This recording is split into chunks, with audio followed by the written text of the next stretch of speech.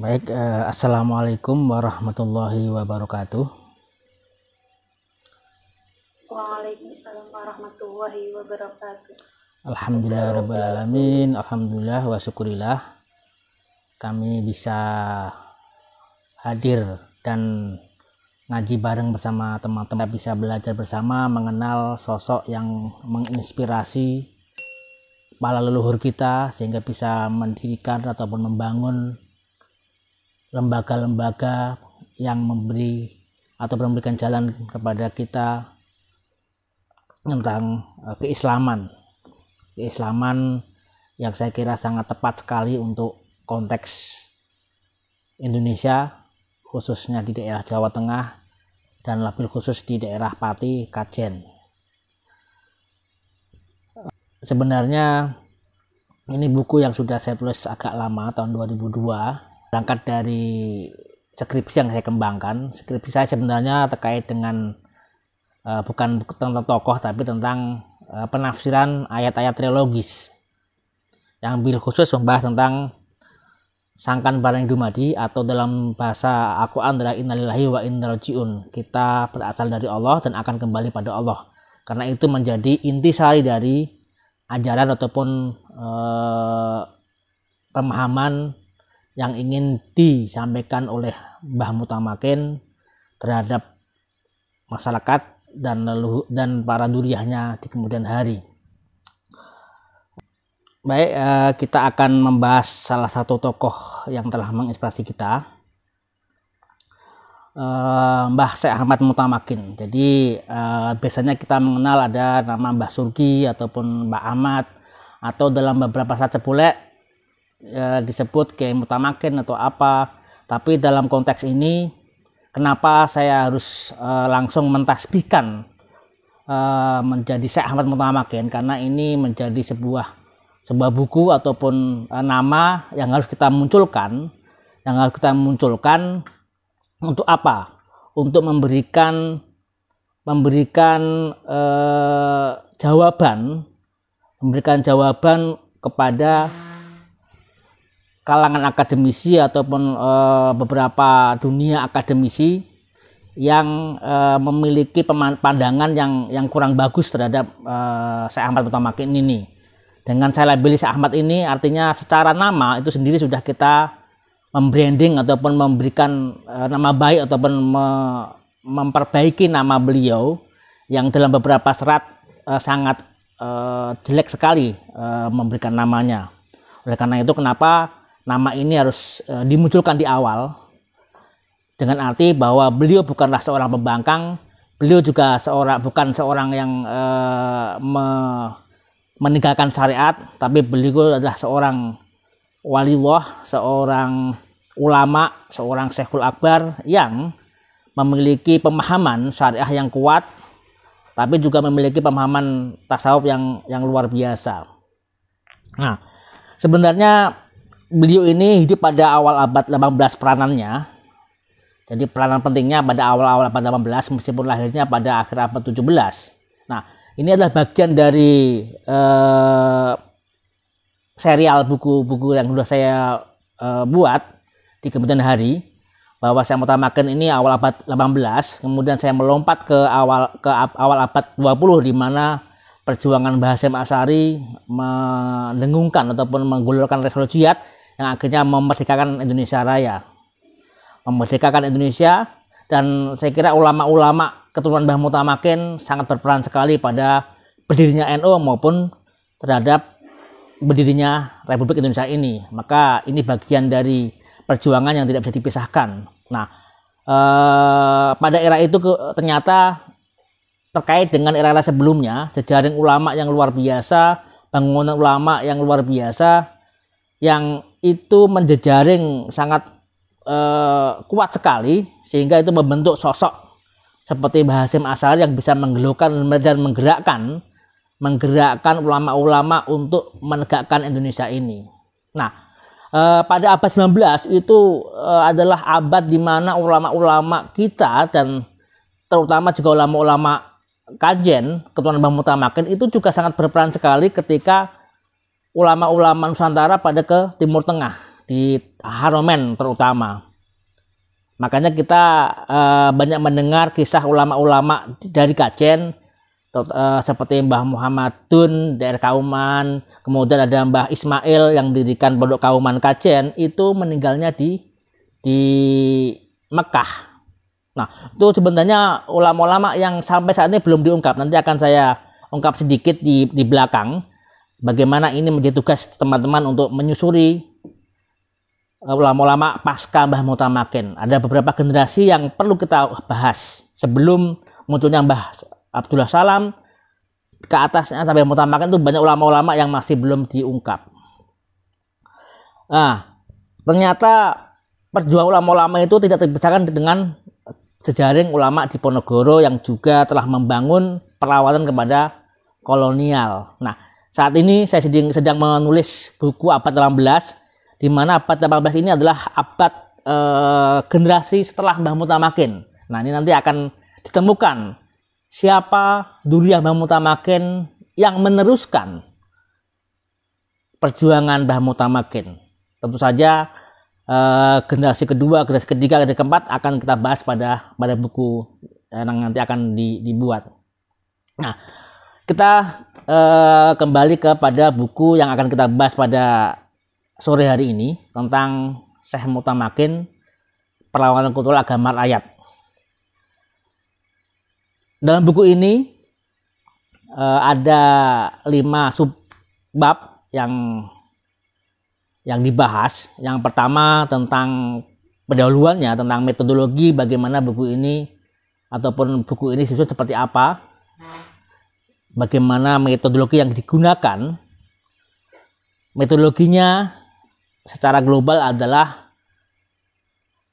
memaparkan situasi apa yang terjadi pada saat itu, situasi apa yang menyelam, yang meliputi kehidupan Mbah Mutamakin, sehingga akhirnya beliau mendapat masalah ataupun sidang kepada Kertosuro. Ini penting sekali karena kita bisa memahami konteks pada zamannya, sehingga kita tidak terjebak pada penilaian-penilaian serat-serat yang mendiskreditkan beliau.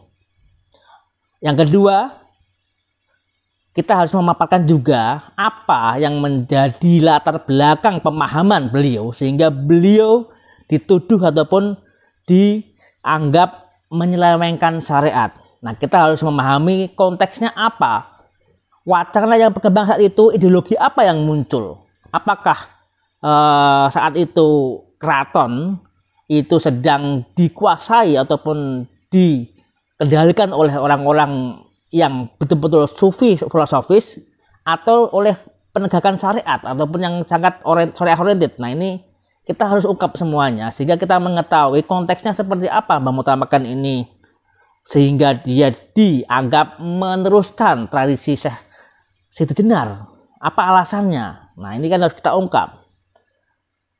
Dan yang terakhir, kita harus kembali kepada konteks siapa beliau. Dari mana beliau?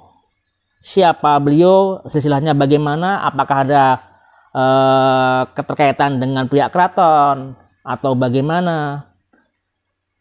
Dan kenapa beliau akhirnya menggunakan sebuah serat Dewa Ruci? Ini juga harus kita maknai sehingga akhirnya kita akan membongkar seperti apa pemahaman beliau sebenarnya.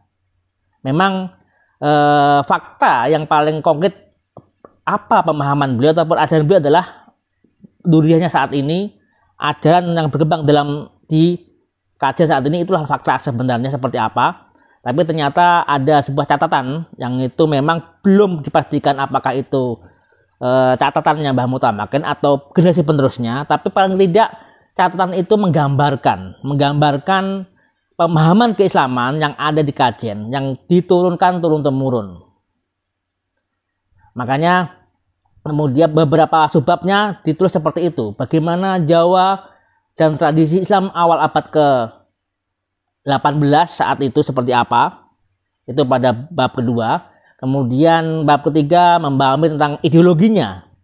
Bagaimana mistisisme Jawa dan neosufisme yang berkembang di Timur Tengah itu masuk ke Indonesia seperti apa. Dan akhirnya kita membahas sosok seorang Mbah Mutamakin, termasuk dengan pemikiran beliau, dengan teks-teks yang dinasibatkan kepada beliau saat itu. Nah, seperti apa saat itu kondisi sosial politik di Jawa Tengah, khususnya di daerah bawahan keraton dari Kertosuro, di mana ini adalah salah satu kesultanan yang penerus dari Sultan Pajang, penerus dari Sultan Demak.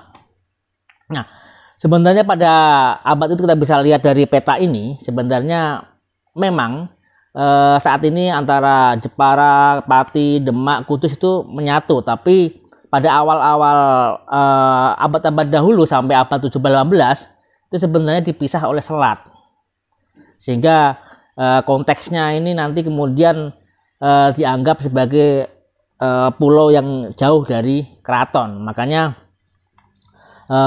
pada abad-abad sebelum Mbah Mutamakin muncul itu terjadi kecurigaan terus-menerus dari pihak Mataram terhadap posisi Pati sebagai sebuah entitas yang terpisah dari Mataram.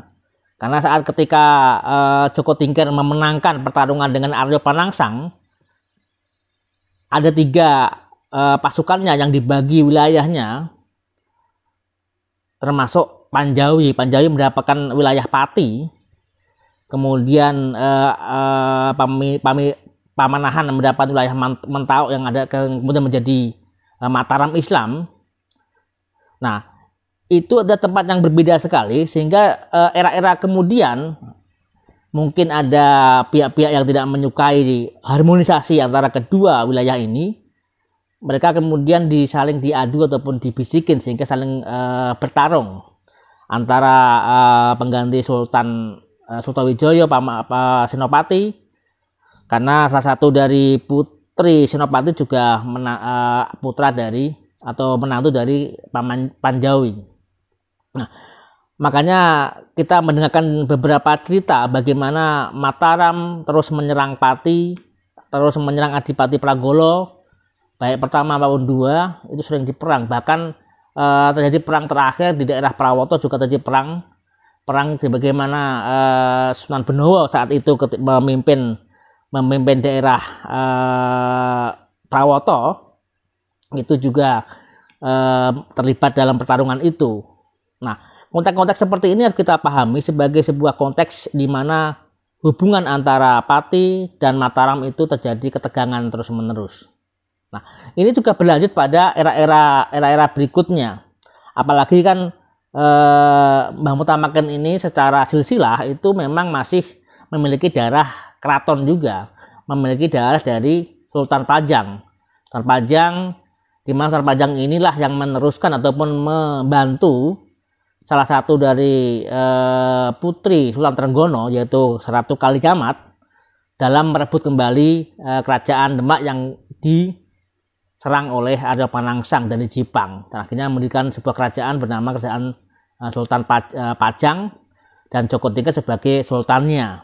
Nah, tapi Sultan Pajang ini hanya 1 periode saja, karena kemudian beralih kepada Mataram Islam yang dipimpin oleh Senopati, yang sebenarnya juga sebagai anak angkat dari Joko Tingkir itu sendiri.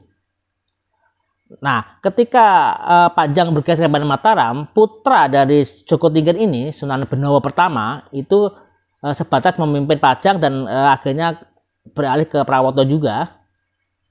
Dan ini menjadi lemah posisinya. Makanya kemudian kita melihat Sunan Benowo di akhir-akhir usianya, dia hidup dalam kondisi menjadi sufi. Menjadi sufi yang mana dikenal makamnya salah satunya ada di daerah Kendal. Di Kendal ada makam Sunan Benowo. Kemudian di Jombang juga ada, diakui sebagai makam Sunan Benowo.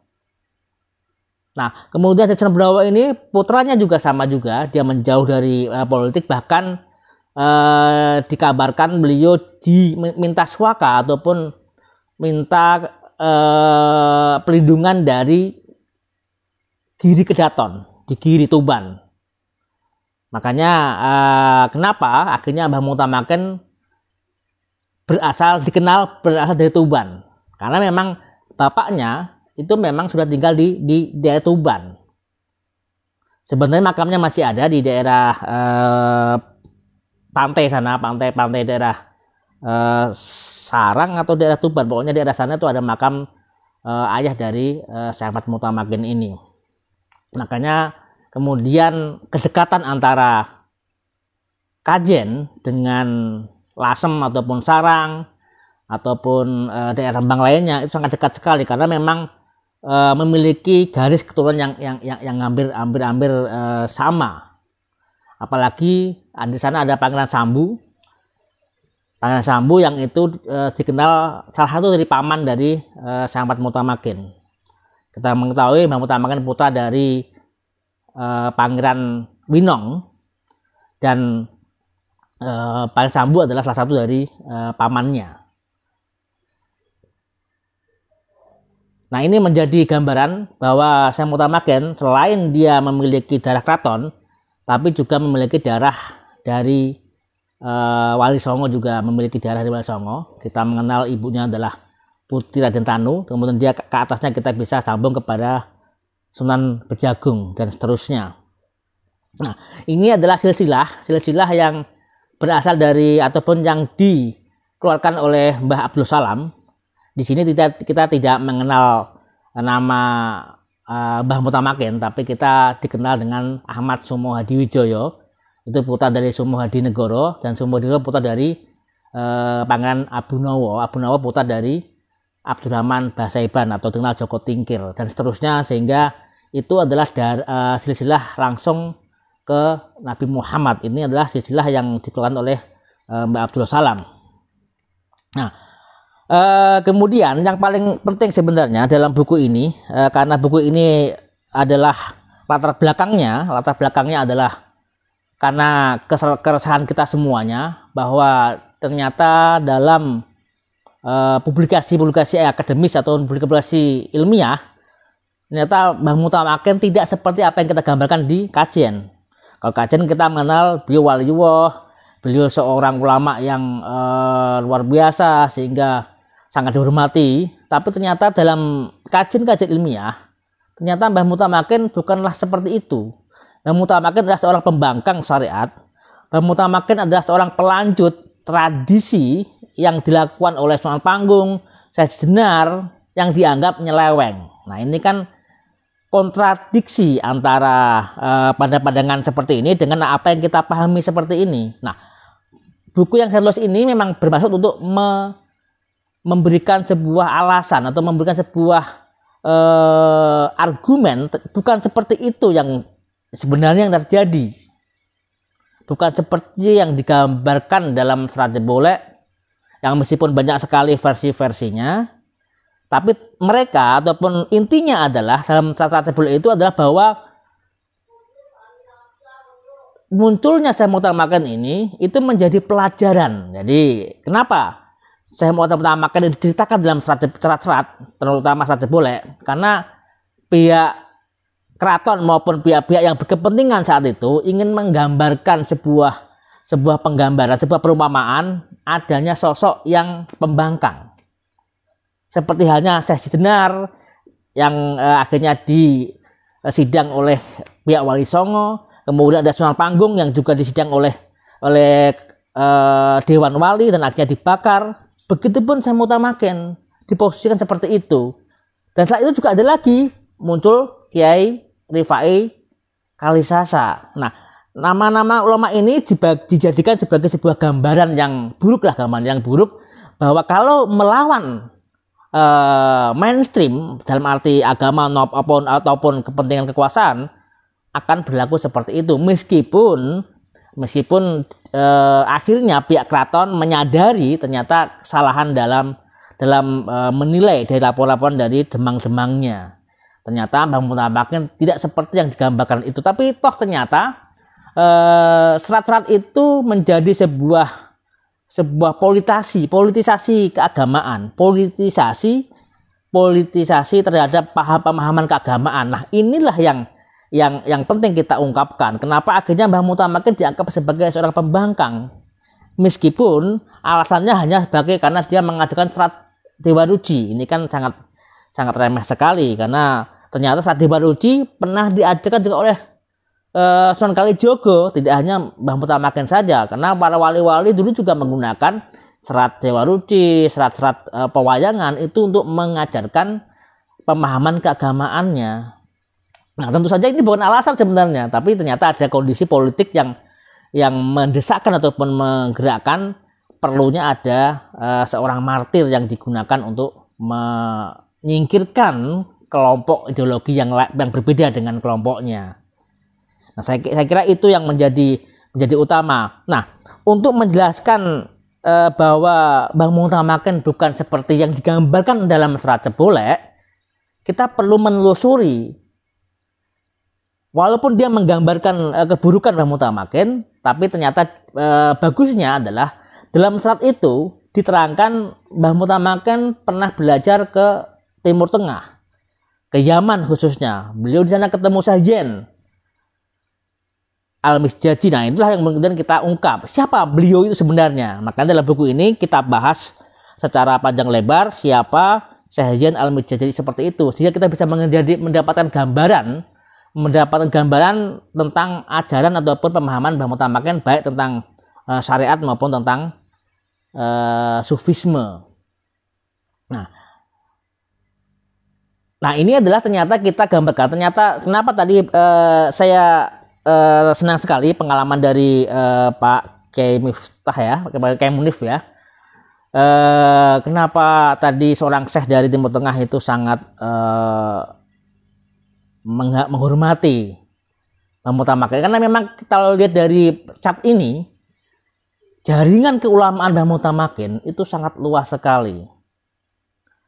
Jaringan keulamaannya itu saya kira tidak jauh beda dengan Syekh Yusuf Al-Makassari yang juga berjuang di daerah Banten, dan Syekh Abdul Wahab Asingkili. Jadi saya kira pemahaman keilmuannya, pemahaman keagamaannya, tasawufnya, ataupun pemahaman syariatnya itu tidak jauh dari dunia saat itu. Dan Mbah Mutamakin ini saya kira penting, namun karena beberapa serat menganggap beliau seorang pembangkang, akhirnya banyak para akademisi salah menilai sosok seperti ini. Berbeda dengan Syekh Pamijahan, Abdul Pamijahan misalnya, yang memang mungkin meninggalkan beberapa tulasnya ataupun literasinya, sehingga bisa dipahami. Kalau Mbah Mutamakin ini kan kita kenal tidak, ataupun kita belum menemukan salah satu karyanya, sehingga kita susah sekali untuk menemukannya dan kita untuk menjelaskannya. Padahal kalau kita menemukan karya beliau, saya kira beliau bisa kita bahas seperti halnya Abdul Wahab Asingkili dari Aceh, ataupun Syekh Yusuf Al-Makassari dari Banten, dan ulama-ulama saat itu lainnya. Karena pasca Syekh Mutamakin ini baru muncul ulama-ulama yang skala berdunia seperti Abdul Somad Al-Palembangi, kemudian Syekh Abdul Al-Banjari, kemudian juga ulama-ulama yang di daerah NTB banyak sekali. Itu baru muncul semuanya abad-abad 19. Saya kira posisi Syekh Mutamakin ini penting sekali. Kalau kita pahami dari situasi keilmuan ataupun wacana yang berkembang saat itu, kalau Azimuddin Azam menyebutnya dalam konteks neosufisme. Jadi bagaimana mendamaikan antara yang syariat dengan yang kalangan sufi. Tapi juga kita bisa memahami dalam konteks sekarang ini, saya kira Mbah Mutamakin lebih cenderung ke tasawuf amali. Makanya kemudian kita bisa membaca kenapa Mbah Soleh Darat, sebenarnya ilmunya Mbah Soleh Darat itu dari Kajen juga, karena beliau nyantri di Kajen lama sekali kepada Syekh Murtado ataupun yang di Baturoyo sana. Dan kita bisa melihat beberapa karya Mbah Soleh Darat ini, itu juga saya kira tidak jauh beda dengan apa yang diajarkan oleh Mbah Mutamakin. Jadi intinya bahwa Mbah Mutamakin ini memiliki jaringan yang luas dalam konteks keilmuan dunia, keilmuan dunia, dan beliau sangat dikenal oleh ulama-ulama ataupun wali-wali saat itu. Nah, saya kira kita bisa melacak beberapa silsilah tarekat yang di Tasben ini. Sebenarnya kita bisa spekulasi kalau beliau dalam beberapa catatan dalam Arsal Muhyiddin yang kita namai seperti itu biar mudah menyebut pribon ataupun catatan Mbah Mutamakin atau catatan peninggalannya atau penerusnya yang menuliskan itu. Di sana kita bisa membaca Syekh tarekat Khalawatiyah, tarekat Naqsabandiyah, begitu pun tarekat Qadiriyah. Jadi artinya Mbah Mutamakin saya kira memiliki banyak inisiasi tarekat yang tidak hanya satu saja. Nah, ini yang penting. Saya kira pasca Mbah Mutamakin nanti soalnya Satariyah akan berkembang sekali, dan saya kira saya Abdul bin Pamijan juga dikenal sebagai tarekat Satariyah, begitu pun Abdul Rauf Singkeli yang juga dikenal tarekat Satariyah. Nah, ternyata salah satu teman kita yang ada di Kediri memiliki sebuah manuskrip yang menjelaskan tentang silsilah tarekat Satariyah yang dimiliki oleh Mbah Mutamakin. Yang ternyata beliau langsung dari Syekh Abdul Rauf Singkeli. Nah, ini akhirnya membenarkan pada jaring-jaringan ini. Ternyata beliau memang benar-benar adalah murid dari ataupun mendapatkan tarekat Satariyah dari Abdul Rauf Singkeli. Nah, sebuah manuskrip yang dimiliki oleh teman kita dari Kediri ini perlu dikaji lebih jauh lagi, karena di sini menjelaskan runtutan silsilah tarekat Satariyahnya. Artinya Mbah Mutamakin bertemu dengan Abdul Rauf Singkeli. Ini berarti mengkonfirmasi bahwa Mbah Mutamakin memiliki silsilah tarekat Satariyah langsung dari Abdul Rauf Singkeli, sama dengan Abdul Muhyi Pamijahan. Nah, ini saya kira sebuah manuskrip yang berasal dari abad sekitar mungkin 18 akhir ataupun 19 awal, karena masih ada 1, 2, 3, 4, 5, 6, masih ada 6 ke bawah dari Mbah Mutamakin. Ada Syekh Padelaman ing gubuk desane, amruk maring Syekh Abdul Jalil, bansane Kiai Besari di Kertasari, daerah semua daerah Ngawi, Ponorogo, Kediri. Kemudian amruk maring Imam Tamat, kemudian Kiai Muhammad Abdul Jawahir. Nah, ini saya kira kalau orang Kediri atau orang Ponorogo atau Ngawi, saya kira mengenal nama-nama ini yang ternyata beliau memiliki silsilah sanad tarekat dari Mbah Mutamakin. Nah, di sini juga sudah disebut seorang Syekh Haji Mutamakin. Makanya kalau kita kemudian dalam buku ini menyebut Syekh Ahmad, itu saya kira sudah tepat sekali, karena di sini artinya kita memperbaiki reputasi nama beliau. Beliau bukanlah seorang pembangkang. Beliau juga bukan melawan syariat, tapi justru beliau sangat kuat sekali memegang syariat. Nah, saya kira itu yang menjadi pijakan kita untuk terus meneruskan perjuangan beliau. Saya kira serat Dewa Ruci itu mungkin hanya sebatas alasan saja, meskipun sebenarnya serat Dewa Ruci itu juga sangat bagus sekali, dan Mbah Mutamakin sangat menguasai sekali tentang hal itu. Nah, ada wacana baru yang sangat menarik sekali yang perlu ditelusuri oleh teman-teman semuanya tentang Masjid Kajen, karena ketika kita sudah membahas beberapa kondisi ataupun memperbaiki reputasi nama beliau, tugas utama kita adalah bagaimana kita memperkuat sekaligus juga meneruskan tradisi itu. Banyak epigraf yang terada di Masjid Kajen. Ya, saya kira teman-teman dari Kajen juga sudah mencoba untuk menggali itu semuanya. Epigraf itu baik yang ada di papan surat maupun yang ada di langit-langit, semuanya itu akan menggambarkan ataupun menguatkan bahwa Mbah Mutamakin ini bukanlah seorang pembangkang. Mbah Mutamakin ini adalah memiliki, kalau dalam bahasa Gus Dur, Mbah Mutamakin, kenapa saat itu Mbah Mutamakin menjadi sesuatu yang membuat orang ketakutan ataupun membuat orang tidak menyukai, karena Mbah Mutamakin ini memiliki pendekatan baru, pendekatan kultural, beliau tidak ikut dengan kekuasaan, beliau juga tidak anti kekuasaan, tapi memiliki pendekatan baru, pendekatan kultural. Yang ini kemudian disebut oleh Gus Dur awal munculnya sebuah LSM, Civil Society. Jadi apa yang dilakukan Mbah Mutamakin ini adalah sebuah tonggak awal bagaimana membangun civil society yang kemudian itu terwujud dalam sebuah organisasi besar yang saat ini juga gaungnya cukup besar, yaitu Nahdlatul Ulama. Makanya kalau kita telusuri Rois Am yang menjadi pimpinan Nahdlatul Ulama itu tidak jauh dari Dzurriyyah Mbah Mutamakin. Dari mulai Mbah Hasyim Asy'ari, mulai kemudian Mbah Bisri Samsuri, Mbah Basbuah, hingga Mbah Sa'al Mahfud, dan seterusnya. Saya kira itu bisa dikaitkan dengan silsilah ataupun Bani Basaiban Mbah Mutamakin maupun Pangeran Sambu atau Abdurrahman Basaiban di Lasem.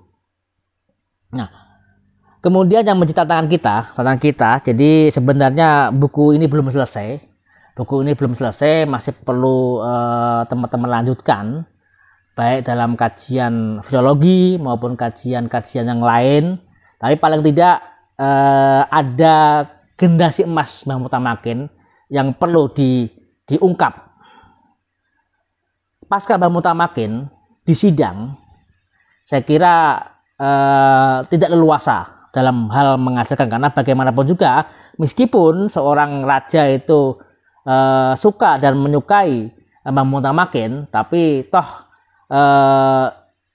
persidangan itu telah menjadi sesuatu yang membatasi ruang gerak. Oleh karena itu saat itu Mbah Hendra Muhammad ketika sang romonya di sidang, paskanya juga akhirnya melakukan perjalanan jauh hingga sampai Banten, Mbah Hendra Muhammad.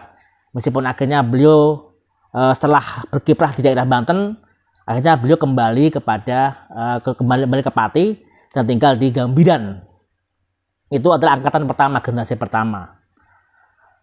Tapi penting sekali kita juga mengungkap generasi berikutnya yang saya anggap sebagai generasi emas pertama pasca Mbah Mutamakin adalah angkatan cucunya ataupun menantu cucunya, yaitu Kiai Hasan Wirai dan putranya Kiai Asnawi Sepuh Kudus pada abad ke-18. Kalau Kiai Hasan Wirai kita temukan makamnya ada di sebelah timur Mbah Mutamakin. Di situ ada makam Kiai Hasan Wirai. Kiai Hasan Wirai ini sebenarnya asalnya dari daerah Rembang. Di sana juga ada salah satu kerabatnya yang bernama Syekh Abdurrahman Kuwu atau Syekh Abdurrahman Lawu. Nah, putranya Syekh Asnawi Sepuh inilah yang kemudian melakukan istilahnya itu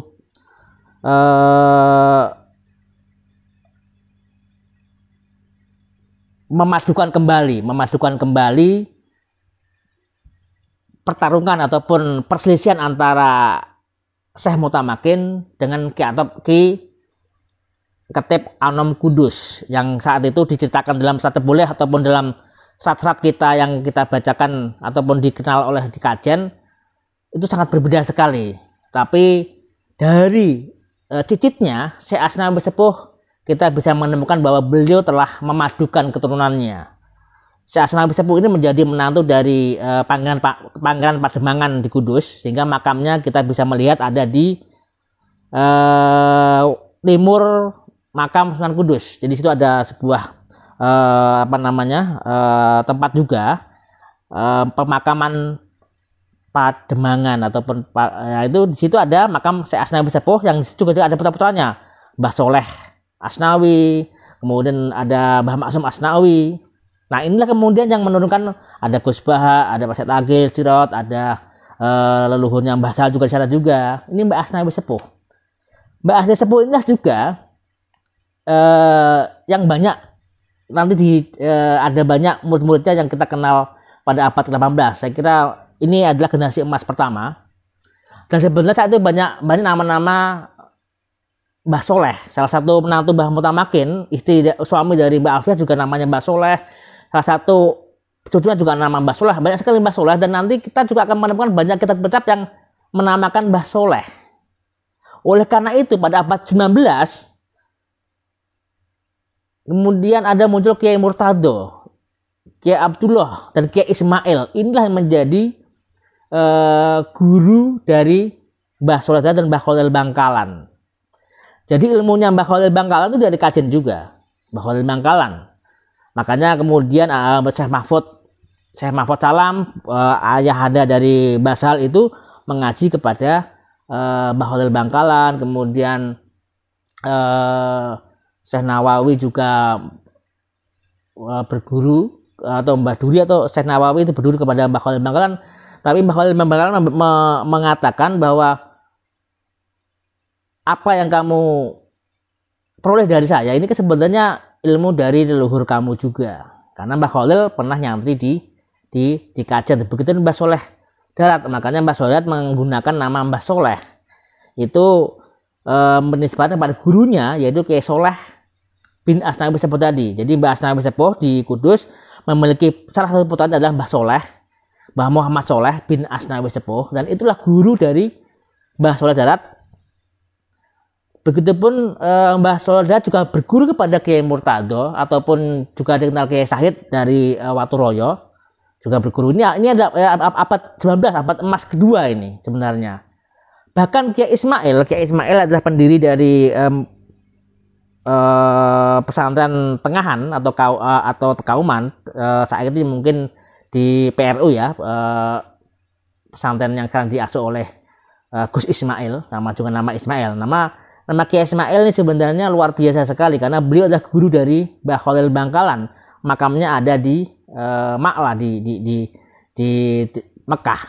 Nah, abad ini juga jarang diungkap, dan saya kira teman-teman bisa membongkar itu semuanya.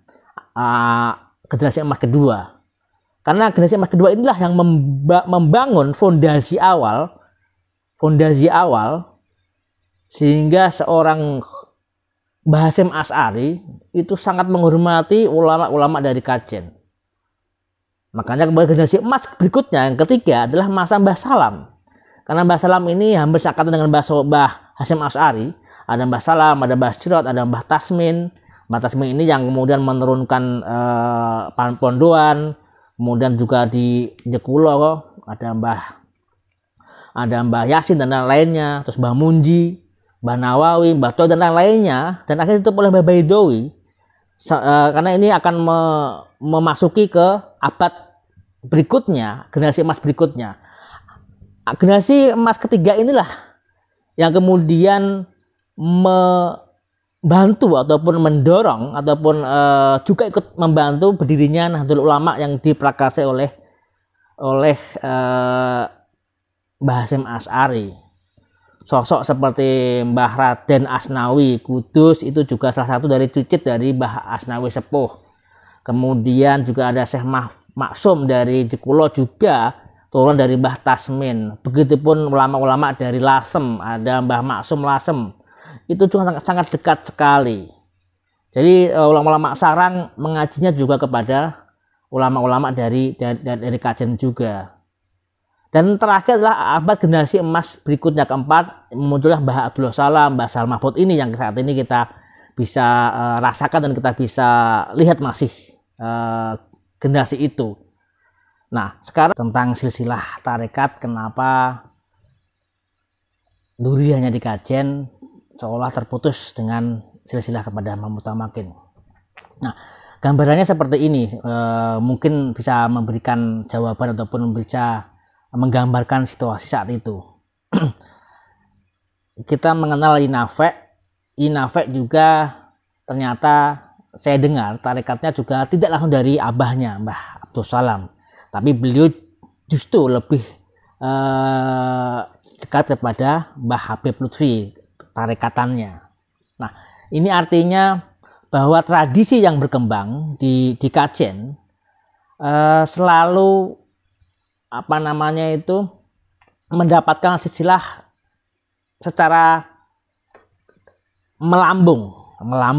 Nah, tadi kita mengenalkan karena Mbah Mutamaken memiliki banyak ulama-ulama santrinya seperti Mbah Mijan, Ki Gedung Gede, kemudian ada Mbah Kusumo yang mungkin kelemahan saat itu sulitnya literasi yang ada di Kajen, sehingga kita tidak menemukan manuskrip ataupun tulisan yang menyatakan seperti itu. Tapi juga itu juga mungkin karena memang karakter dari ulama Kajen itu tidak mau menonjolkan, tidak mau memunculkan kediriannya, sehingga selalu menyembunyikan silsilah-silsilahnya. Karena apa? Ya mungkin karena kemandirian ataupun kepribadian ulama Kajen itu tidak tergantung kepada yang lain. Makanya ini ya tadi menjadi jawaban kepada Bu Nurti juga, bahwa ulama-ulama Kajen itu kenapa berani, kenapa dia tidak takut dengan apapun, ya karena ulama Kajen tidak menginginkan apa-apa kecuali tegaknya ajaran Islam ini, dan masyarakat di lokalnya juga bisa menjalani hidup dengan baik, sehingga tidak tergantung dengan kekuasaan manapun. Nggak penting itu kerajaan seperti apa berubah-ubah, ataupun politik yang berkembang saat itu di keraton berpindah dari Kertosuro kemudian menjadi Jogja, ada Surakarta juga. Perpindahan seperti itu tidak menjadi sesuatu ukuran bagi ulama. Sampai saat ini juga seperti itu, bahwa kepemimpinan siapapun yang memimpin di Indonesia ini itu hanya sebagai sebuah proses politik saja, tidak mengganggu dengan masyarakat kita. Oleh karena itu, hal ini bukan berarti masyarakat Kajen melawan pemerintah. Ulama-ulama Kajen sangat tahu sekali bahwa yang penting adalah tegaknya masyarakat, bahwa masyarakat dan politik itu terkadang berbeda. Terkadang politik seperti apapun masyarakat harus tetap jalan, karena yang sebenarnya memperkuat ataupun menjadi tiang di masyarakat adalah sebenarnya ulama-ulama saat itu, sehingga tidak terpengaruh dengan apapun yang terjadi. Nah, saya kira ulama Kajen masih memegang seperti itu, sehingga kita tidak menemukan beberapa silsilah yang langsung ataupun catatan dari ulama-ulama kita yang langsung ke orang-orang tua kita atau leluhur kita. Termasuk juga saat ini Mbah Salam juga mungkin tidak mau mengeluarkan itu, dan beliau lebih suka menunjukkan kitab yang itu memiliki silsilah kita akan lebih objektif kalau silsilah itu tidak langsung dari ayah-ayahnya, tapi justru dari para santri-santri ayahnya, maupun dari santri-santri dari kakek-kakeknya. Nah, ini yang terjadi. Saya kira kenapa kemudian tidak ditemukan, karena ketika Mbah Murtado itu menurunkan ilmunya kepada Mbah Sula Darat, saya kira ulama-ulama Kajen akan mendapatkan ilmu dari Mbah Sula Darat. Saya kira kita bisa melacak ulama-ulama di Kajen itu murid dari Mbah Sula Darat, termasuk Mbah Rashid Asnawi itu juga murid dari Mbah Sula Darat. Nah, banyak ulama-ulama Kajen juga mendapatkan ilmu atau rekan dari Mbah Asnawi Kudus dan seterusnya. Dan begitu pun juga di Jawa Timur, saya kira banyak ulama-ulama di Jawa Timur yang mentasbihkan keilmuannya kepada Mbah Mutamaken, termasuk yang tadi saya ungkap tadi manuskrip dari teman-teman kita di Jawa Timur. Mbah Mutamaken ternyata memiliki murid yang bernama Syekh Pedaleman ing Gubuk Desane. Nah, ini kan belum pernah diungkap, dan saya kira ini menunjukkan bahwa banyak sekali ulama-ulama di luar Pati, di luar Jawa Tengah yang memiliki silsilah kepada Mbah Mutamaken, termasuk juga nanti di Tebu Ireng juga. Ketika ulama-ulama Kajen berguru kepada Mbah Hasyim Asy'ari, Mbah Mahfud berguru kepada Mbah Khalil Bangkalan, itu artinya kita kembali kepada ilmunya Mbah Mutamaken juga.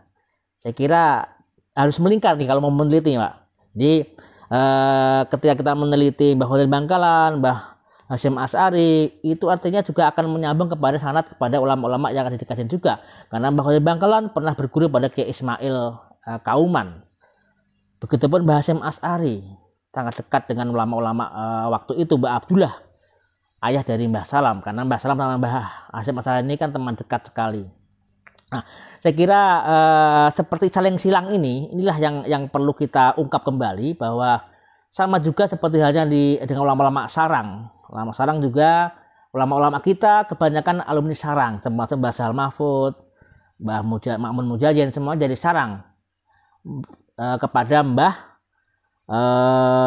Zubair. Nah, Mbah Zubair dari mana? Mbah Zubair dari Kajen juga ilmunya. Nah, ini kan silsilah yang saling memperkuat sebenarnya. Saya kira tradisi seperti inilah yang harus diungkap, harus dimunculkan. Jadi silsilah ulama-ulama kita itu tidak linear ke atas saja, tapi juga saling melingkar, tapi juga kita ketemu kepada sahabat pertama makin. Karena Satariyah mungkin saat itu sudah abad 19 sudah tidak begitu moncer, tidak begitu muncul, diganti dengan tarekat Naksabandiyah dan Qadiriyah. Maka kemudian ulama-ulama kita juga mengambil dari ulama-ulama Naksabandiyah dan Qadiriyah saat itu, seperti Mbah Salam, Mbah Abdullah Salam mengambil dari Mbah Arwani mengambil dari Mbah Munawir Krapya. Nah, hal semacam ini penting sekali dijadikan patokan. Kenapa kemudian ulama-ulama Kajen kita tidak menemukan silsilah langsung. Nah, saya kira biar kita bisa memperlebar penelitiannya, kita juga bisa mengambil silsilah dari tempat lain kalau ingin memunculkan. Tapi tarekat-tarekat Kajen seperti aja Mbah Duri Nawawi kemudian diturunkan kepada putranya. Nah, itu juga dari Mbah Muslih, misalkan Muslih dari Meranggen dan seterusnya. Toh nanti juga ketemunya juga kepada ulama-ulama yang dulu pernah mengaji ataupun belajar pada ulama-ulama Kajen, terutama Mbah Soleh Darat, karena saat itu Mbah Soleh Darat dengan Mbah Hadi Giri Kusumo itulah yang mempopulerkan Qadiriyah Naksabandiyah kepada misalkan Syekh di Klaten. Kemudian Syekh Klaten itulah kemudian turun ke Mbah Munawir Krapya juga, dan akhirnya kepada Mbah Arwani, turun kepada Mbah Abdullah Salam. Jadi itu saya kira tentang kenapa silsilah kita tidak menemukan langsung dari ulama-ulama Kajen. Artinya silsilah ini saling melambung keluar Pati, baik di daerah Rembang, Lasem, Sarang maupun dari timur lainnya seperti Kediri, kemudian daerah Madura maupun ke barat sekalipun ataupun ke timur tengah. Sama seperti Mbah Sahal juga ilmunya dari Mbah Yasin Padang. Mbah Yasin Padang ilmu dari mana? Dari ulama-ulama Kajen juga, termasuk Mbah Mahfud Termas. Mbah Mahfud Termas dari mana? Mbah Soleh Darat. Mbah Soleh Darat dari mana? Mbah Soleh dari Mbah Murtado Kajen. Mbah Murtado Kajen dari mana? Mbah Murtado dari Mbah Asnawi Sepuh. Mbah Asnawi Sepuh dari mana? Mbah Sani Urai, Mbah Sibai dari Mbah Mutamakin. Saya kira silsilah melambung ini sudah terbiasa sekali dalam tradisi pesantren, dan kita tidak harus paralel ke atas dari ayah ke bapak, dari anak ke bapak, kemudian dari ke kakek. Nah, kita tidak harus dulu seperti itu, tapi harus melambung, nggak ada masalah. Tapi itu menunjukkan bahwa silsilah kita tetap berjalan, sama seperti tadi yang saya munculkan manuskrip dari Kediri tadi yang menjelaskan tentang tarekat Satariyah Mbah Mutamakin dari Mbah Abdurrahman Singkel dari Aceh, yang itu kemudian Mbah Mutamakin menunjukkan kepada Syekh pedalaman yang gubuk desa gubuk daerah Jawa Timur, mungkin kalau salah Kediri ataupun daerah Ponorogo ataupun daerah lainnya. Nah, itu ke bawah itu juga ulama-ulama dari daerah Jawa Timur sana. Nah, saya kira di antara ulama-ulama tersebut ada juga ulama-ulama dari Kajen. Saya kira saling melambung ini sudah terbiasa sekali. Saya kira mungkin itu lebih objektif dan lebih memiliki resonansi yang lebih jauh lagi. Nah, kemudian memang Mbah Mutamakin ini dari Joko Tingkir, sama seperti halnya leluhur dari Gus Dur dari Sunan Benawa juga. Makanya Mbah Hasyim Asy'ari, Mbah Gus Dur itu sangat dekat dengan ulama-ulama Kajen, meskipun juga ke bawahnya juga ada pertemuan, sama sepertinya Mbah Sahal juga bertemu dengan ulama-ulama di daerah Lasem dan juga Kudus, dan bertemu dengan Gus Ba, dengan Said Agil Syot turun dari Mbah Asnawi Kudus tersebut. Nah, saya kira tidak bisa dipisahkan keturunan Joko Tingkir, karena Joko Tingkir ini memang mendapatkan bisikan dari Sunan Pandanaran, Sunan Tembayat, untuk apa? Untuk meninggalkan keratonnya. Ketika Senopati sudah mulai menguat kekuasaannya, Joko Tingkir diberikan nasihat kepada oleh Sunan Pandanaran atau Sunan Tembayat yang saat itu yang paling akhir kesunanannya setelah Wali Songo sudah pada meninggal semua. Kemudian Joko Tingkir diberikan pesan untuk menuju ke timur untuk apa? Untuk membangun sebuah kekuatan, untuk membangun sebuah pengaruh yang tidak harus memiliki kekuasaan,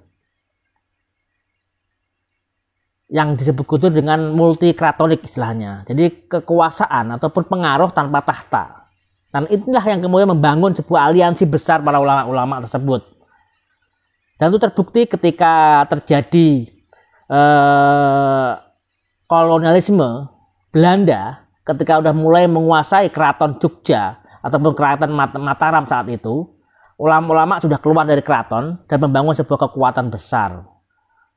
Dia tidak melawan pihak keraton, tapi dia melawan kolonial Belanda.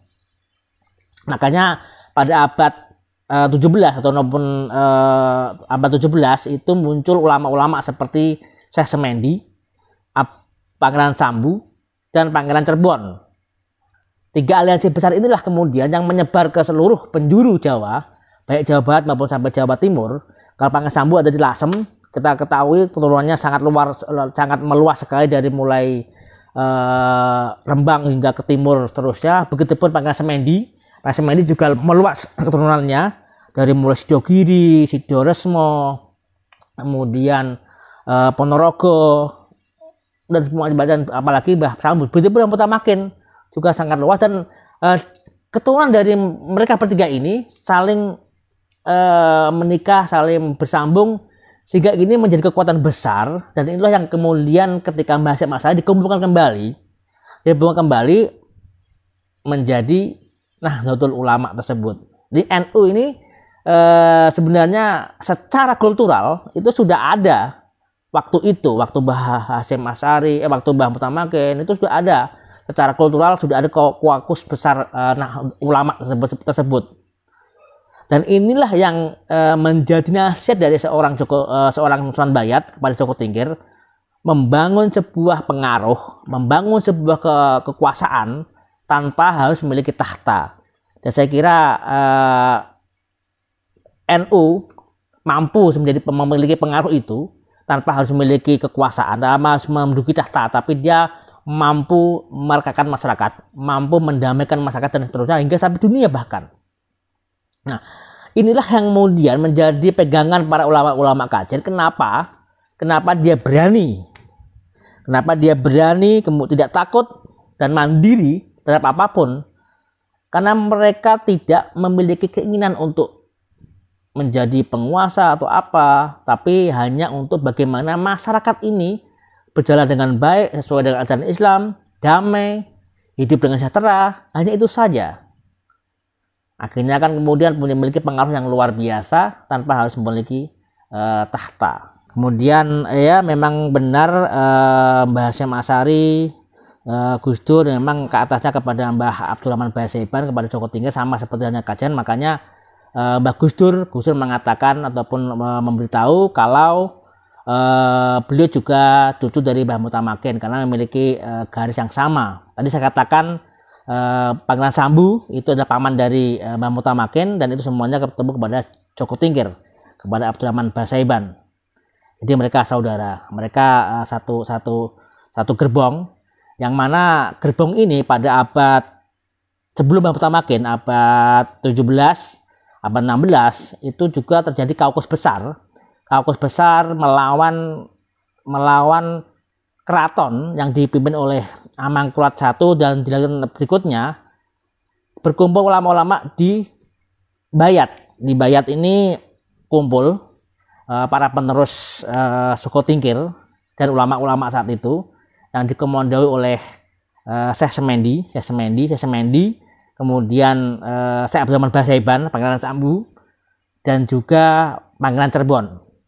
Kalau Pangeran Semendi ini keturunannya banyak ke arah timur, ke Pasuruan, ke Sidogiri, ke Sidoresmo, termasuk Ponorogo juga. Ini adalah para penerus Syekh Semendi, sahabat dari Pangeran Sambu dari Lasem. Nah, Pangeran Sambu ini banyak sekali ulama-ulama Jawa Timur, hampir semuanya ke Pangeran Sambu, baik di Pantura maupun di daerah Jalur Selatan itu kebanyakan ke Pangeran Sambu. Nah, begitupun dari jalur Mbah Mutamakin. Makanya Nahdlatul Ulama ini ataupun Rois Am Nahdlatul Ulama ini tidak jauh dari keturunan dari Kaukus besar itu. Kalau nggak keturunan dari Mbah Pangeran Sambu ataupun Mbah Semendi atau kepada Mbah Mutamakin. Itu kemudian makanya benar sekali saya kira alasan dari Gus Dur bahwa Mbah Mutamakin ini telah berhasil membangun sebuah komunitas besar yang tidak di bawah kekuasaan manapun, tapi memiliki imbangan yang sama, mempunyai pengaruh yang sama. Istilahnya dalam konteks ini adalah kekuasaan multi kratonik. Jadi kekuasaan tanpa tahta, pengaruh tanpa tahta itu yang paling utama. Jadi saya kira tradisi kekuasaan ataupun pandangan kuasa yang dipegang oleh ulama-ulama kajian adalah memiliki kekuatan, memiliki kekuasaan, memiliki pengaruh walaupun tanpa tahta. Saya kira itu yang paling utama. Itu kenapa ulama kajian berani dan mampu melawan apapun. Saya kira itu bisa bermanfaat dan mari kita semuanya meneruskan, dan teman-teman saya kira semoga bisa melanjutkan perjuangan beliau dan menuliskan beberapa temuan yang belum ditemukan oleh teman-teman yang lain. Terima kasih. Wallahu muwaffiq ila aqwam thoriq. Wassalamualaikum warahmatullahi wabarakatuh.